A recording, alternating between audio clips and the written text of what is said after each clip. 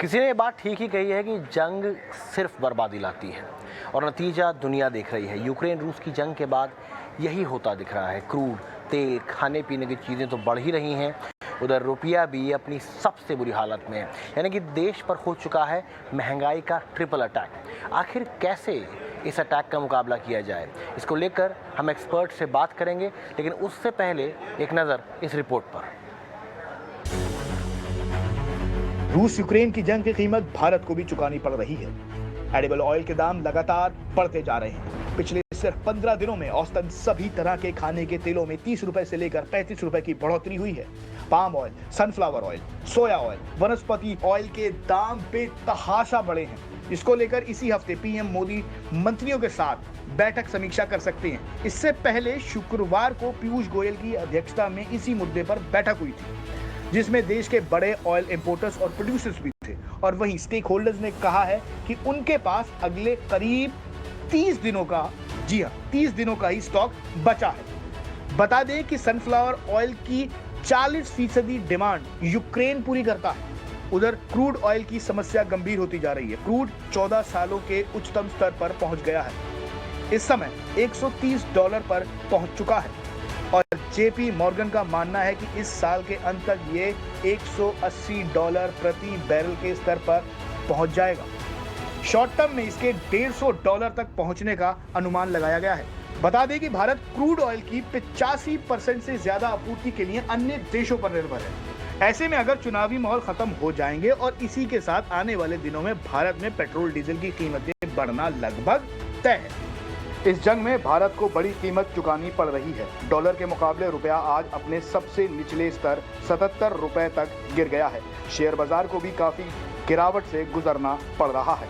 पिछले 124 दिनों से देश में पेट्रोल डीजल की कीमतों में कोई बढ़ोतरी नहीं की गई है, जबकि कच्चे तेल की कीमत करीब 75% से ज्यादा बढ़ चुकी है। यानी कि अब महंगाई का ट्रिपल अटैक हो चुका है, जिससे मुकाबला करना होगा। ET 9 स्वदेश। चलिए, इस पर और बातचीत करने के हमारे साथ जय बाला जुड़ चुके हैं। सर, बहुत बहुत शुक्रिया हमसे बात करने का। सबसे पहला सवाल जो मेरा यहाँ पर है वो यही है कि कब तक आखिर हम इस तरीके से ये महंगाई, ये क्रूड और इन सब के दाम बढ़ते हुए देख सकते हैं और इसका कितना असर अब भारत पे पड़ने लगेगा है?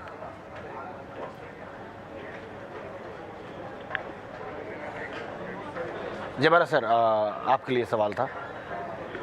अच्छा, आप फिर एक बार बताइए, मैंने को सवाल नहीं सुनाया। जी सर, अगर हम पूरी तरह से जो महंगाई का और हर तरफ से जो महंगाई का अटैक हो रहा है, चाहे वो क्रूड का हो, चाहे वो खाने के तेल हो, आप उसको कितना बढ़ते हुए देखते हैं? और जिस हिसाब से लग रहा है कि ये जंग तो रुकने का नाम नहीं ले रही है, अभी ना सीज़फायर की बात हो रही है, तो कितने और ये दाम आगे बढ़ सकते हैं आपके हिसाब से? क्रूड इधर से और एक ऊपर जाएगा और एक लेग है। मैं अंग्रेज में क्या बोलते हैं, one more leg up. No, अगर ये short term exhaustion,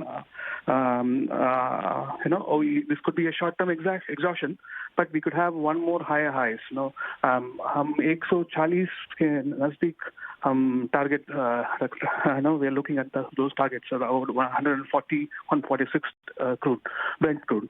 So that's the nearest target for the Brent at the moment. तो आप सर कह रहे हैं कि 140 तक यहाँ पे क्रूड जा सकता है। एक और सवाल मैं आपसे लेना चाहूँगा कि ये तो आपने ये जो अभी एस्टिमेट है वो किस बेसिस पे है, कि जो एस्टिमेशन है कि अब कब तक जो है ये वॉर चलेगी, और उसके बाद अगर ये लंबा खिंच जाता है पूरा मामला, तो can we cross the 140 mark as well if the whole conflict goes longer? Yes, definitely. Basically, our model is on the 8-way model. It says, there is one more leg. Basically, within the model, ये तीसरा leg है। उस 8-way model में 5 leg हो सकता है उसमें, और एक पुल बैक 4th लेग में, it comes down in a 4th leg pull back, and then goes back up in the fifth leg. So that's really the final top. So we are still in the third leg, which is the third wave we talk about in the elite wave model. So so one more pullback lower and then one more higher rise. That's the model we are working with. So yeah, your question is right. If 146 goes, we are possibly looking at 200, but that's not the projection at the moment. We are expecting the market to stay below the 147 all-time high it made during 2008. Sir बहुत बहुत शुक्रिया हमसे बात करने के लिए और अपनी जानकारी हम तक साझा करने के लिए। Thanks a lot for speaking to us. आगे बढ़ते हैं और बात कर लेते हैं कच्चे तेल की, क्योंकि कच्चे तेल की जो तेज़ी है वो थमने का नाम नहीं ले रही है। 14 साल की ऊंचाई के भाव पर पहुंच चुका है अब कच्चा तेल।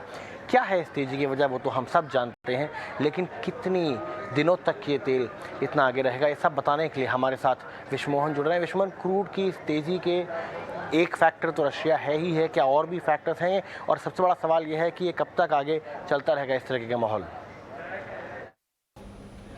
देखिए, ब्रेंट क्रूड अब रिकॉर्ड स्तरों के आसपास चला गया है। 2008 जून में हमने देखा था कि $147 के ऊपर ब्रेंट क्रूड का भाव गया था और आज इंट्राडे में $139 के ऊपर का स्तर दिखा था, जबकि हमने देखा था कि अप्रैल 2020 में क्रूड ने रिकॉर्ड निचला स्तर ब्रेंट क्रूड का $16 के नीचे भी चला गया हुआ था और एमसीएक्स क्रूड पे तो निगेटिव प्राइस भी दिखे थे। लेकिन अब नज़र ये है कि ऐसे कौन से फैक्टर्स होंगे जो क्रूड के प्राइसेस को कम नीचे की तरफ ला सकते हैं, क्योंकि इंडियन इकोनॉमी के लिए क्रूड की काफ़ी अहमियत है। तो कुछ ऐसे ही फैक्टर्स अब मैं आज आपको बता रहा हूं। सबसे पहला और बड़ा फैक्टर यह होगा कि अगर रूस और यूक्रेन का युद्ध अगर खत्म हो जाए, युद्ध विराम की अगर ऐलान होते हैं तो डेफिनेटली क्रूड के प्राइस यहां से नीचे आएंगे। इसके अलावा ओपेक प्लस जो सबसे बड़े उत्पादक देश हैं, अगर वो उत्पादन में तेजी से बढ़ोतरी करते हैं तो डेफिनेटली क्रूड के प्राइसेस कम होंगे। इसके अलावा तीसरा सबसे बड़ा फैक्टर होगा, अगर ग्लोबल ग्रोथ की चिंताएं बढ़ती हैं, ग्लोबल स्लो डाउन की स्थिति बनती है तो डेफिनेटली यहां ओवर सप्लाई की स्थिति होगी और ग्लोबल डिमांड कम होगी। चौथा जो सबसे बड़ा फैक्टर होगा वो ईरान के साथ अगर परमाणु डील हो जाती है तो डेफिनेटली मार्केट में ओवर सप्लाई की स्थिति होगी, सप्लाई यहां से बढ़ जाएंगी। पांचवी, अगर यूएस की तरफ से अगर उत्पादन अगर बढ़ाया जाए, रिकॉर्ड उत्पादन अगर वहां पर देखने को मिलता है तो डेफिनेटली क्रूड की सप्लाई बढ़ेगी और प्राइसेस नीचे आएंगे। इसके अलावा कुछ और फैक्टर्स हैं, इथेनॉल ब्लेंडिंग पर अगर काम तेजी से बढ़े, ऑल्टरनेटिव एनर्जी पर अगर फोकस बढ़ाया जाए तो डेफिनेटली क्रूड के प्राइसेस कम हो सकते हैं, क्रूड पर निर्भरता कम होगी। इसके अलावा कुछ और अगर एनर्जी जो क्रूड के अलावा दूसरे एनर्जी के जो सोर्सेस हैं उस पर अगर फोकस बढ़ाई जाए तो भी क्रूड के प्राइसेस कम हो सकते हैं। तो ये कुछ ऐसे फैक्टर्स हैं जो क्रूड को यहां से कूल कर सकते हैं।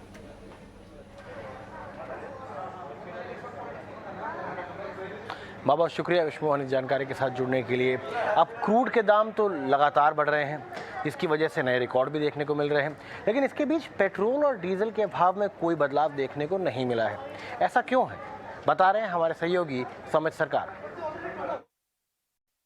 ब्रेंट क्रूड के प्राइसेस में हमें एक सर्ज देखने को मिला और करंटली अभी $128-130 पर बैरल लेवल पर ट्रेड कर रहा है। बट इसके बावजूद अगर हम देखते हैं तो रिटेल फ्यूल प्राइसेस जो कि पेट्रोल और डीजल के प्राइसेस है उसमें अभी तक कोई भी चेंज देखने को नहीं मिली है। नवंबर 4 से लेके अब तक रिटेल फ्यूल प्राइसेस में कोई भी चेंज देखने को नहीं मिली है। इसमें अगर हम देखते हैं तो पेट्रोल की प्राइसेस में थोड़ी गिरावट देखने को मिली थी क्योंकि दिल्ली में वैट रेट्स कम कर दिए थे। बट उसके अलावा ब्रेंट क्रूड करीब 59% से सर्च कर चुका है अब तक नवंबर 4 से लेके अब तक। बट पेट्रोल और डीजल के प्राइसेस अभी भी लगभग सेम ही है। अब इसके पीछे दो कारण हो सकते हैं। पहला तो ये जो ऑयल मार्केटिंग कंपनीज हमें बता रही है कि वो रिटेल फ्यूल प्राइसेस जो कि पेट्रोल और डीजल है उसके प्राइसेस चेंज नहीं कर रहे हैं, क्योंकि वो कंज्यूमर्स को बचाना चाहते हैं। ये जो अनप्रेसिडेंटेड वॉलेटिलिटी हमें क्रूड प्राइसेस में देखने मिल रही है उससे वो कंज्यूमर्स को बचाने की कोशिश कर रहे हैं। और दूसरा कारण ये हो सकता है कि जो यूपी में चल रहे इलेक्शंस, अभी पहले भी हमने देखा है जब भी कोई इंपॉर्टेंट स्टेट इलेक्शन होता है या जनरल इलेक्शंस होते हैं तभी पेट्रोल और डीजल के प्राइसेस में चेंज नहीं देखने को मिलती है। तो ये चेंजेस हमें शायद कल से देखने को मिल सकती है क्योंकि आज लास्ट वोटिंग डे है यूपी इलेक्शन से। तो कल से शायद पेट्रोल और डीजल के प्राइसेस बढ़ सकते हैं। अब हमारे कैलकुलेशन के हिसाब से करीब 12 से 15 रुपये से पेट्रोल और डीजल के प्राइसेस बढ़ सकते हैं अगर हम करंट क्रूड प्राइसेस को फैक्टर इन करना चाहते हैं तो। और अगर ये चेंजेस नहीं देखने को मिलते हैं crude price retail fuel prices में जो कि पेट्रोल और डीजल है तो ऑयल मार्केटिंग कंपनीज का जो ग्रॉस मार्केटिंग मार्जिन है इस पर इसका एक बड़ा इम्पैक्ट देखने को मिल सकता है अगर कोई चेंजेस नहीं होते हैं रिटेल फ्यूल प्राइसेस में। तो बहुत बहुत शुक्रिया सौमित इस जानकारी के साथ जुड़ने के लिए। और इस खास पेशकश में हमारे पास इतना ही है, लेकिन अपना और अपनों का ख्याल रखें और देखते रहें ET Now स्वदेश।